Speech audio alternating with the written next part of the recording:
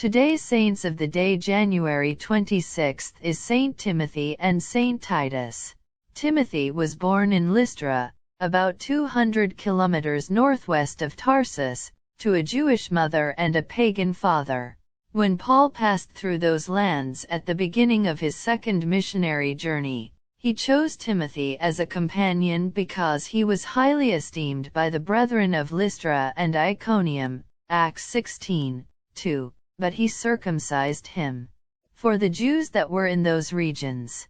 Acts 16:3. With the apostle of the Gentiles, Timothy passed through Asia Minor and reached Macedonia.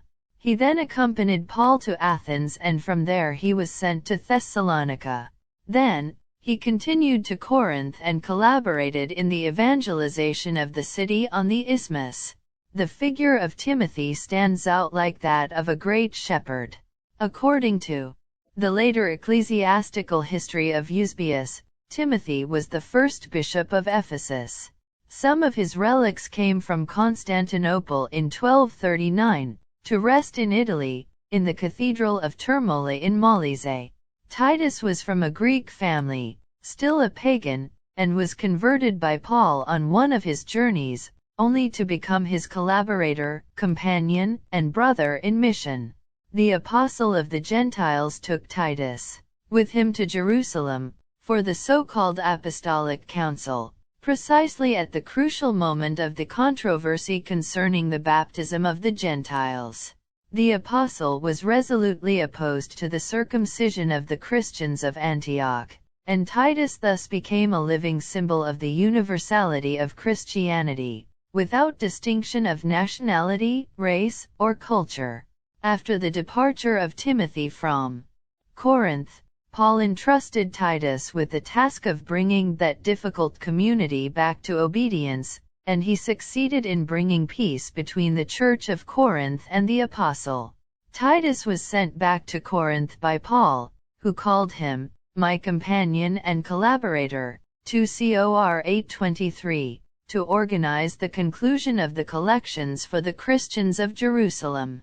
Further information from the pastoral letters qualifies him as Bishop of Crete.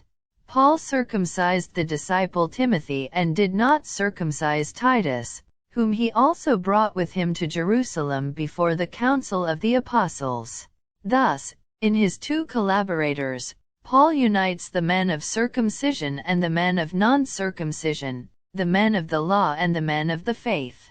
According to tradition, Paul wrote 2 letters to Timothy and 1 to Titus. They are the only 2 letters of the New Testament addressed not to communities but to people. By then an old man, St. Paul the Apostle allowed himself to write letters full of affection towards his 2 disciples, pleased to have put the proclamation of the gospel in their hands.